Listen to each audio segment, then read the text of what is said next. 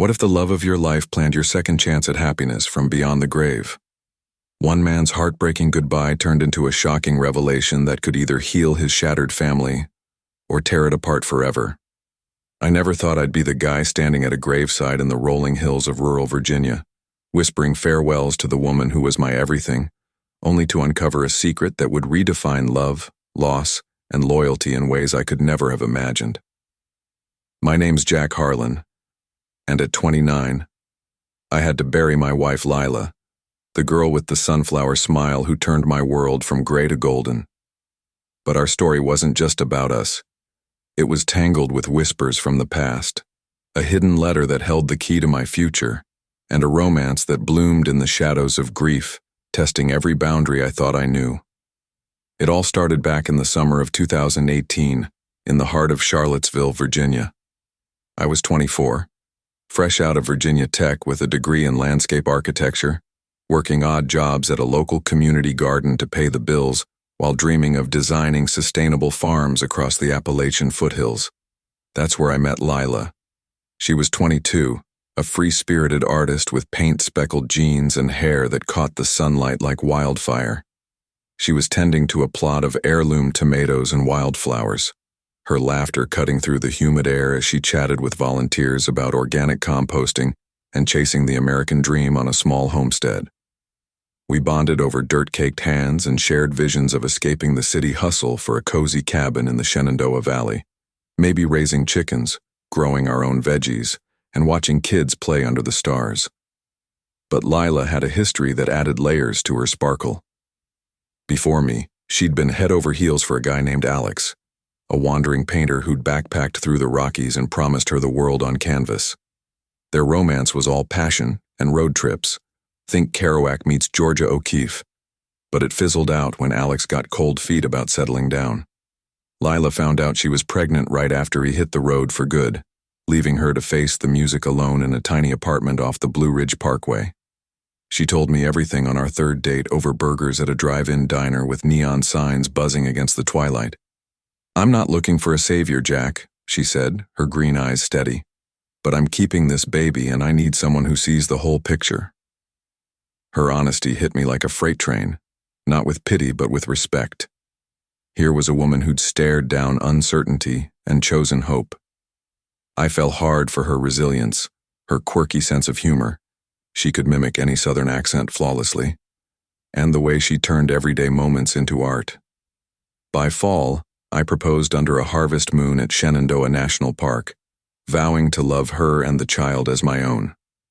We eloped in a simple courthouse ceremony in Richmond, and soon after our daughter Maya arrived, a bundle of joy with Lila's curls and my stubborn chin, born in the crisp air of a Virginia winter. Life felt like a country song come true. We scraped together savings and bought a fixer-upper cabin on 5 acres near Front Royal, complete with a wildflower meadow that bloomed like fireworks every spring. I landed a job designing eco-friendly parks for the state, while Lila sold her paintings at local farmers markets, capturing the essence of American heartland beauty. Maya toddled through our days, chasing fireflies on warm evenings and helping us plant apple trees. But fate, that cruel joker, had other plans. It was a rainy Tuesday in 2021, 3 years into our bliss. Lila was driving back from an art show in Winchester when a semi-truck hydroplaned on I-81, slamming into her SUV. The call from the hospital shattered me. Multiple fractures, internal bleeding, coma. I rushed to her side at UVA Medical Center, Maya in tow, her little hand clutching mine as we navigated the sterile halls. Lila's older sister, Sarah, flew in from her teaching job in Nashville, Tennessee, her face etched with the same worry lines I'd seen on Lila during tough times. Sarah was the steady one, practical, with a dry wit and a heart as big as the Mississippi, always the family rock. For a week, we held vigil. Lila drifted in and out, her voice weak but her spirit fierce. One afternoon, when it was just her and Sarah, Lila squeezed her sister's hand. "I know I'm not making it, sis," she whispered, her words barely audible over the beeps of machines. "I've written it all down. A letter for you and Jack. Keep it safe. Give it to him when the time's right." Sarah nodded through tears, tucking the envelope into her bag. Days later, Lila slipped away peacefully, surrounded by us. At 27, I was a widower, staring at a future as empty as the cabin without her laughter. Maya, just 3, kept asking when Mommy would come home to read bedtime stories. The grief was a vice, squeezing the air from my lungs. I buried myself in work and parenting, but the wildflower fields outside our window mocked me. Their colors faded without Lila's touch. Sarah stuck around after the funeral, held at a quaint chapel overlooking the valley, with friends sharing stories of Lila's vibrant life. At first, I pushed her away, too raw, too guilty for needing help. But Sarah wouldn't budge. She cooked up southern comfort food like fried chicken and collard greens, regaled Maya with tales of their childhood adventures in the Smoky Mountains, and sat with me on the porch swing during sleepless nights, offering silence when words failed. "Lila always said you were the strong one," she'd say, her voice soft like a summer breeze. "But even strong folks need a hand sometimes." Her presence started to thaw the ice around my heart.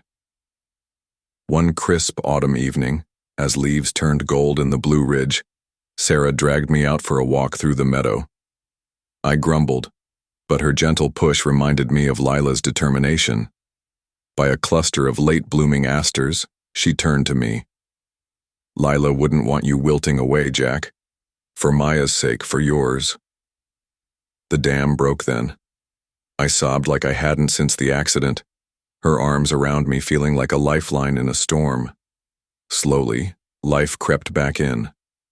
Sarah took a temporary leave from her job and helped with Maya's preschool runs, turning our routines into something resembling normal. I'd catch her humming old country tunes while folding laundry, or sketching wildflowers in Lila's old notebook, and a spark would flicker, guilt-ridden but undeniable. Was this betrayal? Sarah was Lila's sister, for God's sake. We danced around it, sharing meals under string lights on the deck, laughing at Maya's antics, but the air hummed with unspoken tension. A year passed, marked by holidays that stung: Thanksgiving without Lila's pumpkin pie, Christmas with an empty stocking. I went back to full-time work, designing trails for Shenandoah National Park, while Sarah landed a gig teaching art at a local elementary school. Our bond deepened like roots intertwining underground. Suspense built in the quiet moments, a lingering glance over coffee, her hand brushing mine while washing dishes, nights when thunderstorms rattled the cabin and we'd talk till dawn about dreams deferred. Then, on a stormy spring afternoon in 2023, 2 years after Lila's death, we were sorting through her old art supplies in the attic. Rain hammered the tin roof as we uncovered sketchbooks filled with her visions: mountains, meadows, us. Our eyes met, and time stopped. The electricity wasn't just from the lightning outside, it crackled between us. "Jack," Sarah whispered, her voice trembling. "I feel it too. But is this wrong?" My heart pounded, guilt warring with longing. We kissed then, tentative at first, then with the hunger of souls starved for connection. It was romance reborn, but shadowed by whispers. What would people say? Small-town Virginia wasn't always kind to complicated stories. We took it slow, building something new amid the remnants of old. Picnics in the meadow with Maya, road trips to the Outer Banks where we'd build sandcastles and share secrets under the stars. But suspense lingered, like a plot twist waiting. Whispers from neighbors reached us. "Too soon," they'd say at the farmer's market. "Lila's sister, that's just not right." And deep down, I wondered if Lila would approve, or if I was dishonoring her memory. The turning point came one humid summer evening, fireflies dancing like fairy lights. Sarah sat me down on the porch, her hands shaking as she pulled out the envelope Lila had given her. "It's time," she said, voice thick with emotion. The letter was addressed to both of us, Lila's handwriting a ghost from the past. I opened it with trembling fingers, the paper smelling faintly of her lavender perfume. "Dear Jack and Sarah," it began. "If you're reading this, I'm gone, and my heart aches knowing the pain I've left. Jack, you were my rock, my adventure. Thank you for loving me and Maya so fiercely. Sarah, my fierce protector, you've always been my guiding star. I see how you two lean on each other, and if grief brings you closer, don't fight it. Love isn't finite. It's a river that flows on. Find happiness together, for me, for Maya. Don't let fear dim your lights. Promise me you'll live fully. All my love, Lila. The words hit like a thunderclap. Lila had known, sensed the possibility even in her final days. Tears streamed as Sarah and I clung to each other, the letter a bridge across the abyss. But the suspense wasn't over. Wiping her eyes, Sarah took a deep breath. Jack, there's more. I'm pregnant. My world tilted.